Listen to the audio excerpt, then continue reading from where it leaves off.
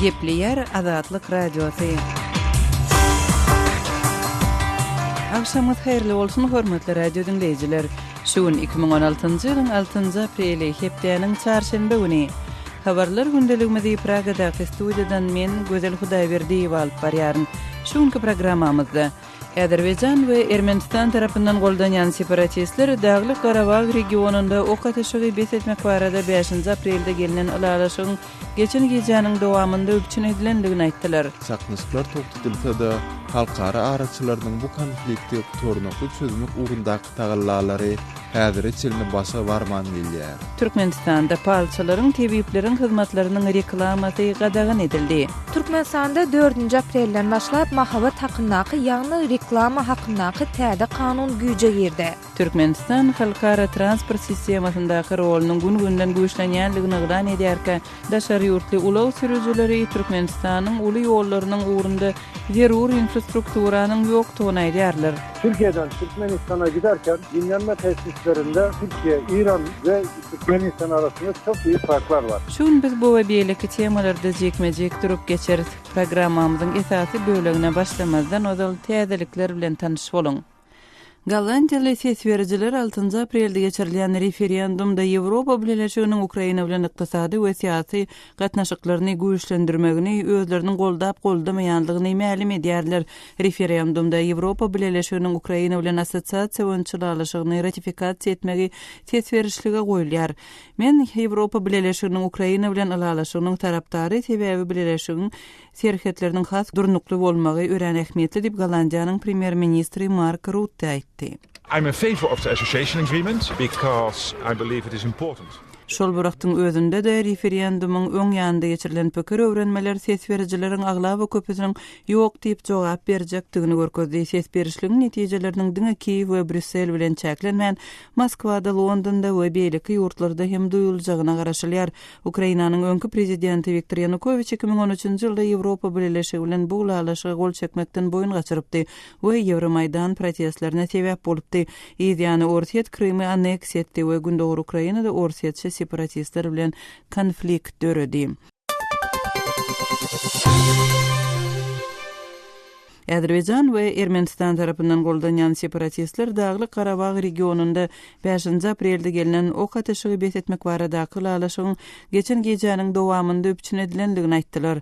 Azerbaýjanyň Gorunmak ministrligi 6-njy aprelde çap eden beýannamasynda söwüşýän taraplaryň arasynda geçýän kontakt liniýasyndaky ýagdaýyň dartgynly bolsa da asudalygyň saklanýanlygyny belledi. Azerbaýjanyň ýaragly güýçleri goşunlaryň arasyndaky konflikt liniýasynda harby operasiýalary ýatyrmak barada taraplaryň arasynda 5-nji aprelde gelinen ulalaşygy berk berjay edýär diýilip beýannamada bellenýär. Emma Orsiýetiň reagentligi Azerbaýjanyň Gorunmak ministrligine salgylanyp Ermenistan tarapyndan goldanýan separatistleriň ok ateşigi besetmek baradaky ulalaşygy soňky 24 sagatyň dowamında 115 kedek bodanlygyny habar berdi. Orsiýetiň sudy tarapyndan 22 ýyl türme tutsaglygyna hökm edilen Ukrainaly harby pilot Nadya Savchenko gurak aşlygy eglan edip sudan we imetden ýüzüberdi. Savchenko'nyň aklawçysy Mark Fegin öz müşterisiniň derhal Ukraina iýerilmegini talap edýänligini aýtdy. 34 ýaşly Savchenko 2014-nji ýylda gündöwür Ukrainada 2 orsiýetli jurnalistiň ölümine gatnaşykda aýplanyp 22 martda türme tutsaglygyna hökm edildi. Hökm 5-nji aprelde güýje girdi. Savchenko sudyň kararından şikayet etmekten ýüdöwrýär we özüne garşy gozalan işiň kanunydygyny ikrar etmekten boyun gaçyrýar. Savchenko özüne garşy gozalan işe garşylyk bildirip tutsaglygyna protest hökmünde ençimegedek aşlyk eglan edipdi. Ukrainaly pilot özüniň 2014-nji ýylyň iýun aýynda gündöwür Ukrainada orsiýetçi separatistlere garşy söwüşýän wagtynda ogurlanyp orsiýada bir kanun eltilenligini aýdýar. Täze kanun çykarjylarynyň topary uzak wagt bäri döwlet başyndaky Emomali Rahmonyň prezidentligini dawaralamak üçin täze resmi bayramçylygy esaslandyrmak baradaky kanunyň taslamasyny hödürlediler. Kanunyň taslamasyna görä milli bayramçylyk prezidentiň güni ýa-da milletin liderinin günü diýilip atlandyrılar. Teklip edilen bayramçylygyň senesi ma'lum edilmedi. Dekabr aýynda kabul edilen kanun 1992-nji ýyldan beri Täjikistany dolandyrýan 63 ýaşly Rahmona milletin lideri adyň berilmegini ikrar etdi we onuň özüniň hem başga agzalarynyň el devrilmesizlik statusuna kepilgeçdi. 22-nji maýda Täjikistan Rahmonyň häkimet başynda çäksiz wagtlyk galmagyna ruhsat bermek üçin konstitusiýa goşmaçylary ýeritmek barada referendum geçirer. Türkiýeden Gretsiýa aşýan migrantlaryň akymy soňky 24 sagatda gowşady. Mundan birnäçe gün ozal Gretsiýanyň häkimetleri Ýewropa bileşigi bilen ylalaşygynyň çäginde migrantlary Türkiýe deportasiýa edip başlady. Gretsiýanyň häkimetleriniň 6 aprelde aýtmagyna görä soňky 24 sagatyň dowamında Gretsiýa Türkiýeden diňe 68 migrant aşypdyr. Bir gün öň bu san 225 adamdan ibaratdy. Bu sanyň azalmagynyň Ýewropa bileşiginiň Türkiýe bilen baglaşan ylalaşygyna göni bagly bolup bolmazlygy nämälim galýar. Hormatly radio dinleýijileri, siz günüň käbir täzelikleri bilen tanyş boldyňyz. Biz gepleşigimizi dowam etdirýäris. Gepliyer Azatlyk Radiosyny habarlar gündeligimizde başlaýarys. Azerbaýjan we Ermenistan tarapyndan goldanýan separatistler Dagly Karabag regionunda 5 aprelde gelinen ok ateşigi besetmek barada kylalaşygyň geçen gejanyň dowamında öpçün edilenligini aýtdylar. Azerbaýjanyň Gorunmak ministrligi 6 aprelde çap eden resmi beýannamasynda söwüşýän taraplaryň arasynda az udalagyň saklanýanlygyny habar berdi. Dagly Karabagdaky soňky ýagdaýlar barada kardeşim Merdan Sariýewiň maglumatyny dinläli. Azerbaýjanyň öz-özüni garaşdy diýip ýylan eden Dagly Karabag sebitinde ýüze çykan 3 günlük ýaragly çaknysyklardan soň ok atışlyklary besetmek boýunça gelinen özara ylalaşyk saklanýar. Dagly Karabagda Ermenistan tarapyndan goldanılan separatistler bilen Azerbaýjanyň harby güýçleriniň arasynda 2 aprelde gaýtadan ýaragly çaknysyklar başlandy. Azerbaýjan bilen Ermenistanyň arasynda ozal Dagly Karabag üstünde 1988-94-nji ýyllar aralygynda uruş turupdy. Şol uruşda 30 000-den gowrak adam öldürildi. Çaknysyklar toktatylsa da halkara araçylarynyň bu konflikti tornokly çözmek ugrundaky tagallalary häzire çelini başa barman gelýär. Russiýa bilen Amerika 1 aprelde gelinen ylalaşygy gowy garşyladylar. Emma olar taraplary gepleşikleri dowam etdirmäge çağırdylar. Bu konflikt boýunça Minsk topary diýilip atlandyrylýan, ýagny Fransiýadan, Russiýadan we Amerikadan ibarat araçylar 6 aprelde Bakuwda Azerbaýjanyň prezidenti Ilham Aliýew bilen duşuşdylar. Araçylar teatr prosesi dolanmagyň möhümdigini aýratyn belläp geçdiler. Ermenistanyň prezidenti Serge Sarkisyanyň 6 aprelde Berlinne edýän saparynyň çäginde Germaniýanyň kansleri Angela Merkel we prezident Joachim Gauck bilen geçirýän duşuşyklarynda hem Dagly Karabag meselesiniň gozgalmagyna garaşylýar. Russiýanyň daşary işler ministri Sergey Lavrov 6 aprelde Bakuwga ugrady. Azeri we Ermeni taraplary 5 aprelde atışıklary yerli wagt bilen öýlen saat 12:00-da duruzmak barada ylalaşdylar. Azerbaýjanyň agla we etniki ermeniler ýaşaýan ýeri bolan bu welaýatynyň üstünde 1988-nji ýyldan başlap 7 konflikt töredi. 1991-nji ýylda Dagly Karabag diýen respublika öz-özüne garaşsyz diýip ýylan etdi. Ol 1992-nji ýylda garaşsyzlyk deklarasiýasyny kabul etdi. Öz-özüne garaşsyz diýip ýylan eden bu respublika halkara jemgyýetçiligi tarapyndan ikrar edilen ok. Taraplaryň ikisi de soňky çaknysyklaryň sebäpkäri hökmünde birege aýplaýarlar. Azerbaýjanyň Gorunmak ministrligi çaknysykda 31 Azerbaýjan eskeriniň helak bolandygyny, şeýrede bir dik uçurunyň we tankynyň ýok edilendigini ma'lum edýär. Ermeni tarapyndan 29 söwüşçüniň öldürilip, 28-iniň hem dereksiz ýitendigi aýdylýar. Kardeşim Merdan Sariýewiň maglumatyny dinlediňiz. Gepliyer Azatlyk Radiosyny siz habarlar gündeligimizi dinleýärsiňiz. Owganistanyň demirgazygynyň gowşýan maglumatlarda regionda göýçli söwüşleriň barýanlygy aýdylýar. Baglan welaýatynda söwüşçiler 2 sany etrawy öz elini alypdyr. Regionyň howpsuzlyk ýagdaýy we söwüşleriň yerli ilata ýetirýän täsirleri barada soňky maglumatlary Owganistandaky habarçymyz Şamirdan Guly Muradydan dinläli. Demirgazyk Awganystanyň Baglan welaýatynyň Dendigori we Dendi Şahabeddin atly etrabynyň obalarynda jeňçiler ýene yerleşipdir. Dendi Şahabeddin atly regionda Awgan güýçleri bilen jeňçileriň arasynda dün 5 aprelde çatışyk başlandy. Belli bolşaly şuň 6 aprelde da Baglan welaýatynyň merkezi Pulhumur şäheriniň golaýynda Awgan harbiler bilen jeňçileriň arasynda uruş dowam edýär. Baglan welaýatynyň hakimi Abdulsettar Baradyň aýtmagyna görä, çaknaşykda 5 jeňçi helak bolupdyr. 2 Awgan harby hem uruşda ölüpdir. Jeňçileriň agyr ýaragy Awgan güýçleriniň eline düşdi. Welaýatyň iki etrabynda jeňçilerge garşy görüş alınıp barylýar. Dendi Şahabeddin we Dendigori etrabyna jeňçiler ýene aralaşdy. Baglany merkezide de jeňçiler hereket edýär. Jeňçileri ýok etmek üçin hem Awgan güýçleri çare görýär dip hakim aýtdy. Kein kuşta dara we yak peýkay az ona hem badysty qataat mafkida ma hem du şeýit darin. Baglan welaýatynyň Dendigori we Dendi Şahabeddin atly sebtini jeňçiler arada basyp alypdy. Jeňçilere garşy harby operasiýa geçirilipdi. We jeňçiler ýa sepikdirilipdi. Emma Baglan welaýatynyň polisiýasynyň başlygy general Muhammed Owad Naziriniň aýdysyça harby operasiýa netijesinde jeňçiler ýa çeklenden soňra regionda Awgan güýçleri yerleşdirilmädir. Şonuň üçin jeňçiler ýene sebte dolanypdyr. Halkyň asuda ýaşamagy üçin Baglan welaýatynyň etraplarynda Awgan güýçleriniň yerleşdirilmegi ören zerurdur. Jeňçilere garşy Baglan polisiýasy bilen Erbeki atly yerli ýaraglylar görüş alyp barýar. Welaýatyň bölek etraplarynda hem dartgyllyk dowam edýär. Jeňçilere garşy görüş üçin polisiýa güýçleri ýeterli däl. Ok yarag we harby enjam bilen hem polisiýa dogry dürüst üpçün edilmeýär. Baglan welaýatynda howpsuzlygyň üpçün edilmegi boýunça aýratyn üns bermegini biz merkezi hökümetden soraýarys. Çünki Baglan welaýaty paýtagt Kabul bilen Demirgazyk Awganystany birleşdirýän strategik regiondur dip general Naziri aýdýar. دفاع مطمئن ملت ما در آرامش زندگی بکنه موجودیت قطعات اجتماعی اردو در اینجا جزئیات می ضروری است. Baglan welaýatynyň Dendigori atly etrabyny Awgan hökümeti golaýda bir ýalaşyk esasynda Talibana tapşyrypdy. Şondan soňra welaýatda jeňçiler has güýçlendi. Baglan welaýatynda daşary ýurtly militarlar hereket edýär dip yerli ilat aýdýar.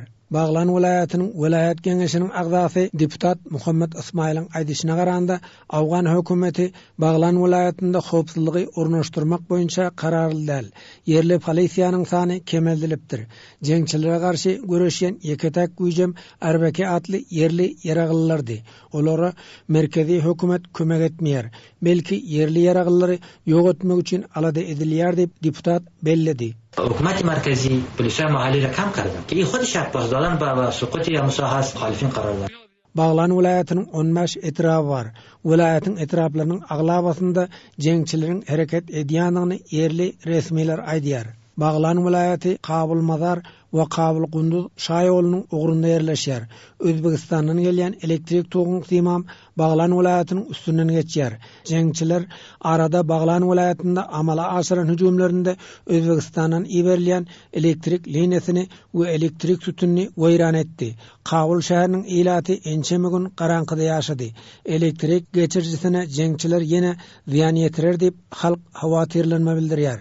Şaýmerdan Oğlum Radi, Kabuldan Azatlyk Radiosu.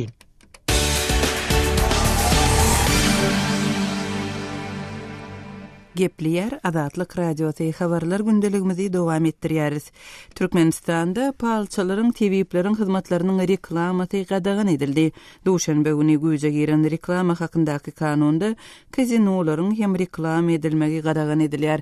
Reklama baradaky täze kanunyň mazmuny we gadagan edilen hyzmatlaryň dolurak sanawy hakynda kardeşim Sehranyň maglumatyny dinläli. Türkmenistanda 4 aprelden başlap mahabat hakkındaky ýagny reklama hakkındaky täze kanun güýje girdi. Türkmenistanyň mahabat hakkındaky kanununda käbir beýleki haritler we hyzmatlar bilen bir hatarda TV-leriň, palçylaryň, astrologlaryň we kazinonyň mahabatyny etmek gadagan edilýär. Türkmenistanyň prezidenti Gurbanly Berdimuhammedow tarapyndan şu ýylyň 26 martynda gol goýulan kanun 7 babdan we 40 maddeden ibaret bolup, onuň haritlaryň, işleriň we hyzmatlaryň bazarlaryny ösürmek, insaply we ygtybarly mahabaty almak üçin sarp edijileriň hukugyny durmuşa geçirmek maksady bilen kabul edilendigi bellenýär. Duşanbe günü Neytralny Türkmenistan gazetinde çap edilen maglumata laýyklykda agdalýan kanunyň 2-nji baby mahawaty we mahawat işine bolan talaplar diýilip atlandyrylyp, onuň 6-njy maddasynda mahawatyna ýol berilmeýän haritlaryň we hyzmatlaryň sanawy berilýär. Gürüň edilýän maddanyň 19-njy bendinde gipnotizorlaryň ýa içinde göz agçylaryň, tebipleriň, ýa içinde şifa berjileriň, ekstrasensorlaryň, palçylaryň, astrologlaryň, jadygoýlaryň we özlerini wakany öňünden aýtmaga ukyply diýip mälim edýän ýa-da ukyply hasap edýän we tebigatdan daşary ukyplary we güýçleri peýdalanmak arkaly adamlara, olaryň ruhy dünýäsine we emlägine we daşky gurşawa täsir edýän beýleki adamlaryň hyzmatlaryny, işlerini mahawatlandyrmak ýagny reklama etmek gadagyn edilýär. Şeýlede mahawatyna ýol berilmeýän haritlaryň we hyzmatlaryň arasynda jinsy häsiýetli, şol sanda psihologiki kömek, gatnaşyk etmek, relaks, owkalamak, ýakymly wagt geçirmek ýaly hyzmatlaryň beýleki kanuny işin görnüşleri hem bar. Şol bir wagtda kanunda owkalamak, ýagny masaj hyzmatlarynyň haýsy görnüşlerini mahawatlandyrmagyň gadagyn edileni barada anyk maglumat berilmeýär. Kanunda kazino hyzmatlaryny we partladyjy maddalary mahawatlandyrmagyň hem gadagyn edilýändigine üns çekilýär.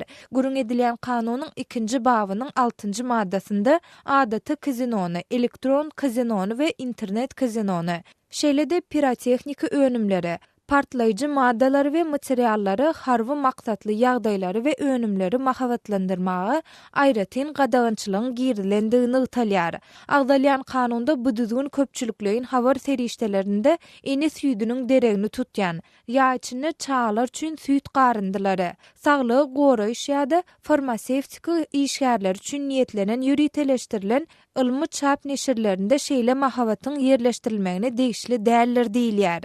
Türkmenistanyň mahawat hakynaky ýürüte kanununda goşadyrnak üçin etikidäl insapsyz mahawatlary, şeýlede goşadyrnak üçin kämillik ýaşyna ýetmedikleriň tebii ünanjanlygy we tejribesizligi ulanylan mahawatlaryň hem gadagyn edilýändigi aýdylýar. Kerdeşim Sehranyň maglumatyny dinlediňiz. Siz palçylara ýüzlenýärsiňizmi diýilip Adatlyk radiosynyň adathabaryny.com web saýtynda şuň çap edilen sowalymyza gelen tesbirleriň käbirini okap göreliň. Garyb ady bilen tesbir ýadan okuyjymyz. Döwletde palçylardan başga zat ýokmy, hökümete düşüner ýaly däl, işsiz pulsuz kösenip ýörkäk palçylar bilen näme işimiz bar, iş bersin, aýlyk bersin diýip ýazypdyr. Bu saýtymyzda galdyrylan tesbiriň mazmuny bolup Adatlyk radiosynyň pozisiýasyny aňlatmaýar.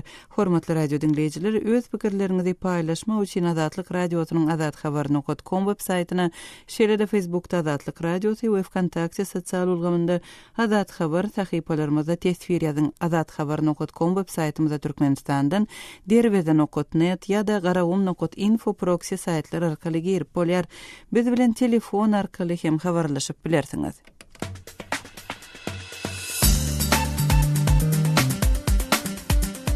Hormatly radio dinleýijiler, Adatlyk radiosu bilen telefon arkaly habarlaşmak isteseňiz biziň Moskvadaky telefon nomerimize jaň edin. Nomerimiz 7-926-236-04-55. Jaň edeniňizde size awtomatik görnüşde gyýytgy bildiriş eşitdiriler. Ondan soň siz öz meseleňizi mälim edip bilersiňiz. Size jaň etmegimizi isteseňiz hökman öz telefon nomeriňizi aýdyň. Biz gyýytgy wagtda siz bilen habarlaşarys. Adatlyk radiosynyň telefon nomeri 7-926-236-04-55. Şu nomere SMS hem ýollap bolýar. Adatlyk radiosy siziň jaňlaryňyza garaşýar.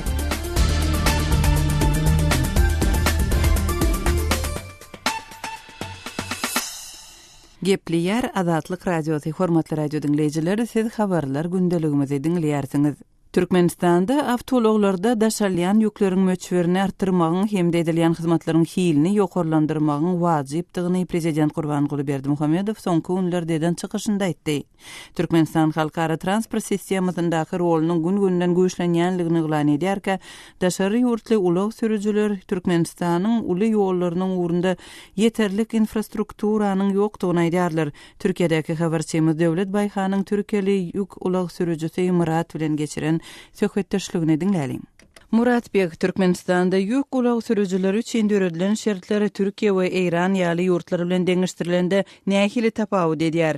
Biz Türkiye'den Türkmenistan'a giderken dinlenme tesislerinde Biz Türkiye'den Türkmenistan'a yük akıtıp baryan makalımız Türkiye'de İran'na ve gali versede Türkmenistan'a dıyıncal düşevlerlerimizin arasında katı uluy ara tapawutlar görýäs. Meselem Türkiye'de İstanbul'un galan yerlerde yük uluğu sürücülerinin düşölgelerine çay mut verilýär. İslesen oturup bir gadan çay iç, hiç kimi istat diýmez. Yük uluğu bilen İran'a varan makalymyz ol ýerdäki düşölgelerin şertleri Türkiýe'ye meňdeşirek. İran'da bir termos çayı $1 3'ten 1 bölegi bakasyna satyn alyp içip bilýäs. Naharlar bolsa İran'da beýleki yerlere garalanna biraz arzan. Türkmenistanda bolsa manadyň hümmetiniň hasam pete gaçmagy bilen soňky wagtlarda ýagdaýlar hasam yaramazlaşdy. Türkiýe bilen deňeşdirilende Türkmenistanda adaty görä suwuk naharlar ýok. Türkiýede düşölgelere baran mahalyň hüdürlenýän ähli naharlary öz gözüň bilen görüp bilýän. Şoň üçin hem ýejek naharyň hilini görüp özüň isleýäniň saýlap alyp bilýän. Türkmenistanda bolsa ýol urunaky düşölgelerde beýle mümkinçilik düýünden ýok. İran'da hem edir Türkmenistanda ýaly suwuk naharlar ýok. Ýöne goloýda käbir düşölgeler Türk ýük ulugy sürüjüleri üçin ýörüýte çorba bişirmäge başlapdyrlar. Türkmenistandaky ýük ulugy düşölgelerine hüdürlenýän nahar umumyň gowurulan kartoşka bilen et. Oň ýanyna bolsa dürli görünüşde gaty arzan bahada alkogolly içkiler hüdürlenýär. Ýöne men sürüjü kardeşlere muny maslahat bermeýän. Şoför arkadaşımıza tavsiye etmiyorum. Alkol bol ve ucuz. Türkmenistanda Türkiye, İran we beýleki ýurtlardaky ýaly ýük ulaglary we sürüjüler üçin ýörüýteleşdirilen duralgalar barmy? We Türkmenistanda saklanýan ýerleriňizde iýip içkiden başga nähili hyzmatlar hödürlenýär? Bizdeki gibi Türkmenistan'da bu tür farklar yok. Mesela Türkmenistan'da Türkiye'deki ýaly ýörüýteleşdirilen düşölgeler yok. Meselem Türkiye'de düşlän ýerinde $0.5 ýaly pul berip ýük ulagyny ýugdurup bilýän. Türkmenistanda bolsa pul almak üçin aýratynlykda ýörüýte ulagy ýugulýan ýerler döredilipdir. Ýük ulagyny ýugdurmak üçin iň azyndan $10 pul bermeli, bolmasa ýuwanoklar. Aşgabatda hapa ulagy bilen girmeli dälýärler. Ýöne Türkmenistanda daş tögerek tozap ýatyr we hapaçylyk. Ýagyş ýagdaý hasam yaramazlaşýar. Türkmenistanda umumyň ýagdaý şeýle we muňa garamazdan polis derrew saklap, "Dostum, sen ulagyň hapa, bolanok" diýär. Men çölden gelýän ahyryn diýen. Türkmen polisi bolsa, "Men onu bilemok, ulagyny ýugdur" diýär. Ýöne polise 10-20 manat para beren mahalyň hapa ulagyň edil ýugulan ýaly bolýar we göýberýärler. Ýagny polisler para peşkeş almak üçin arasaçylyk kadasyny öňe sürýärler. Gaty köp polis bilen jedelleşdim Türkmenistanda hut şu sebäpden. Ahirine hiç tadyň olara peýda etmejegine göz ýetirip diňe 5 manat uzadýan. Alsaň ynha al, bolmasa da özüň bilersiň. Men daşary urdum raýady we ulamam daşary urdumky. Maňa sebäpsiz ýere jerime salyp bilmersiň diýärin we polis 5 manat alyp ötägi diýär. 20 manat verdiğin zaman arabanı yıkatmasan bile yıkanmış oluyor. Türkmenistanda ýük ulaglary üçin ýanygy süpçünçüligi nähili ýagdaýda Türkiye we İran ýaly ýurtlar bilen deňeşdirilende. Ýagny isleýän ýeriňizde talabalaýyk hem kanagatlanarly ýaly ulagyny gerek ýanygyjy tapyp el ýeterli bahadan satyn alyp bolýarmy? Şimdi genel olarak Türkmenistan'da yakıt sorunumuz yok. Umuman aýdylanda Türkmenistanda daşary urtly ýük ulaglar üçin ýanygy kynçylygy yok. Türkmenistanyň ýanyşlarynyň hili Türkiye we İrana görä o diýen gowy bolmasa da mejbur bolanmak üçin alýar. Türkmenistanyň ýanygy arasa däl. Şoň üçin hem ýük ulaglaryna yaramaz täsir edip bilýär. Men öz hususy ýük ulaglarym bolsa ýanygy arasa bolman üçin Türkmenistana iý bermezdim. Türkmenistanda ýük ulaglar üçin ýanygyň bahasy Türkiýe görä arzan bolsa İran'a wara gymmat düşýär. Türkiýeden arzan bolan üçin amatly görüp Türkmenistanyň ýanygy ulanylýar. Yapabilirsin diye bir hakkın yok. Polis olabilirsin, sen de insansın. Murat Beg, siz Türkmenistandaky ýük ulag duralgalarynda arkaýyn hem gowy diýen alyp bilýärsiňizmi? Ýagny ol ýerde diýen alyş şertleriňiz nähili? Bu Türklere karşı özellikle duyulan bu öfke, nefret neden onu da bilmiyorum. Bizim Türkmenistan'da inhalamayan bir ýagdaýymyz var. Biz uzak ýoldan gelip diýen almak üçin ýük ulaglarynyň duralgasyna düşýär. Ýöne polisler gelip bizi häli şinni biýmada edip diýen almaga goýanoklar. Ýygyderli bynjalyk edýärler. Türkmen polisi ýük ulagy düşölgelerine gelip duran ýük ulaglarynyň sürüjüleri ulagyň içindemi ýa dälip barla geçirýärler. uklap yatan bolsaň ulyň gapysyna urup turýarlar. Bir gezek Aşgabatda duş gelen ýagdaýy mysal bermek isleýän. Bir gezek agşam Aşgabatda polisler ýük ulow düşelgelerini reýt geçirdiler. Hiç kim olaryň näme üçin reýt geçirenini düşünmedi. Olaryň maksady nämedi, onu bilemzok. Men öz ýük ulowumyň içinde dynja alyp ýatyrdym. Ýöne intak uklamandym. Polis gelip ulowyň gapysyna bat bilen urdy welin, oň sesinde nädip böküp turanymy bilmän galym. Gaharma gödek bir ähengde edýäniňiz näme beýle diýdim. Olam polis diýip jogap berdi. Menem polis bolsaň bolupsyň. Näme üçin beýle erwed edip ulowyň gapysyna urýan diýdim. Türkmenistanda polisiň adamkärçiligine üns bermek gerek. Ýagny polisiň maňa göwünniň isleýänini we kellesine gelenini etmäge haky ýok. Türkmenistanda polis özüniň hem adamdygyny unutmaly. Men Türkmenistanda alaýtada türkleriň halanmaýyşyna, türklere äsgermeçilik ýa-da görübilmeçilik edilmegini düşünüp bilemok. Adamlar kellesini işledip, ýaşy oýlanyp görmeli. Sebäbi Türkmenistana gerek harytlaryň we önümleriň hemmesi ýaly Türkiýeden gelýär. Ondan Türkmenistanyň polisleri özleri barada eýlede beýlede gowy zatlar aýtmagymyzy isleýärler. Diýmek Türkmen polisi özüniň näde ur hereket edýäninden we Türkmenistany biýagry edýäninden hem bihabar däl. Ýagny öz etmişini öze maňýar. Biz Türkmenistanyň öz halky ýaly polis näme diýse edemizok. Ýöne kanunlaryny bozamyzok. Biz Türkmenistana öz ata watanymyzy diýip barýar. Sebäbi biziň garry ýaşullarymyz hemişe biziň ata-babalarymyzyň Türkmenistandan Türkiýeye göçüp gelendigini görüň berýärdiler. Türk sürüjüleri we türkler Türkmenistan üçin keseki däl. Näme üçin bize garşy oňoýsuz tutum bar, men oňa düşünüp bilemok. We bu ýagdaý bizi has köp kynçylyk edýär. Ata yurdu diyebiliriz. Hani babam dedem bu şekilde söyler bize. Türkiýeli ulaw sürüji Murat bilen geçirilen söhbetdeşligi dinlediňiz. Türkmenistanda infrastruktura taýdan kemçilik edýän obýektleriň ýeni biriniň çağalar, baglar dygyny Azatlyk radiosynyň söhbetdeşleri aýdarlar. Liwap vilayatynyň Hojambaz etrawynyň Burdalyk daýhan birleşiginden Almagul çağalar bagynyň öz owasynda asla ýokdugyny, ozalky ýyllarda bar bolan bakçanyň 2000-nji ýylda ýapylanlygyny gurrun berdi. Habarçymyz Sultan Açylowanyň geçiren söhbetdeşligini dinläli. Türkmenistanyň prezidenti ýurdun içinde dürli guruluşlaryň alınıp barylmagyna badalyk berýär. Indi şu wagtda siziň owalaryňyzda ýagdaý nähile? Nähile guruluşlar alınıp barylýar? Sizde çağalar, baglar, mekdepler ýeterlikmi? Biziň owamyzda ýok, çağalar bagy ýok, mektebimiz bar. Indi şu çağalar bagy ýerliginde ýokmy ýa-da şol ozal bolup ýapyldymı ýa könüldimi? Nähile ýagdaýda sizde çağalar bagy ýok diýäň? Bizde öň ýerliginde bardy, ondan ýapyldy. Haýsy ýerler ýapyldy? Näme sebäpden ýapyldy? 2000-nji ýyldan bäri bizde çağalar bagy ýok, ozal bardy. Indi şonuň sebäbi şol ýapylan döwründe şoň sebäbi näme bilen ýylata düşündirdiler? Hawa biler onu anyk nämeden ýapylanyny bilemedi ýok, ýöne ýapdylar bir ýerden bäri bizde ýok çağalar bagy. Indi obada mysal üçin näçe hojalyk bar, şu çağalar bagyna zerurlyk barmy? 400 hojalyk bardyr. Şonda çağalar bagyna zerurlyk barmy? Zerurlyk bar. Çağalar ýaslda bolsa gowda, işiň üçin hem medad üçin hem gowda işletem. Çağalar ýaslda bolsa eneler paxta ýygjak, potroda ötjek, işlejekler. Häzir ýaslyny sadygymyz ýok. Çağalar bagynyň ýoklugy eneler üçin nähilek bökdençlikler döretdi. Ha, kötençlikken paxtanyň içine alyp gitýärler, işleýär, gitýän ýere alyp gitýärler çağalaryny. Çağalar bagy ýok bolsa, mektebe barýan çağalary nähilek taýýarlaýar enatalar mektebe. Enatalaryň özlerimiz terbiýeleýär. Okatýarlar, öýde hawa taýýarlaýarlar özleri. Onuň şu gerekçe taýýarlyklar bar bilenmi çağalar mektebe? Gerekçe taýýarlyk bar bilen ýoklar. Abile 10 tanan ýoklar. Birinji klasa baranda hawa aglaşyp bereni haýsy, ýykyşyp bereni haýsy, hataryny tapman ýöreni haýsy, düşünjesi ýok. Muğulmları gowy bolsa okatýarlar, enelerine de haýyş etdiler. Sizlerem seredin, okudun, şu birinji klasda seretseňiz soň özleri okap gitýär, maçy gaýrat edin diýip aýtýar muğulmaram okatýar. Oýnap ýören oglanlar da, alar çapyşyp oýnap ýören oglanlar da, nola oýa barýan oglanlar. Köçede hawa. Sadyk olsa da taýýarlanar, olara ökle gynam düşmezdi. Häzir bolsa bizlerim okatjak, muğulmaram okatjak, şolarlykda olan keles çaşýarlar. Ha, oşonuň üçin bize çağalar bagy gerek.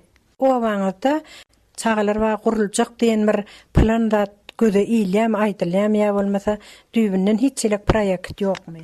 bize preket bara diýerler böyle etdiýän adama yok. Ýöne yer bölünip goýulda diýerler. Onu haçan haçan ediljegini. Ýaşlanan zada yok. Habarçymyz Sultan Açylowanyň Liwaply Almagul bilen geçiren söhbetdeşligini dinlediňiz. Şunyň bilen ýarym saatlyk habarlar gündeligimiziň şu günkü sanyny jemleýäris. Saatlara kesmeden soň gepleşigimizi ýazgy görnüşinde dinläp bilersiňiz. Azatlyk radiosynyň efir tolkunlarynda galyň.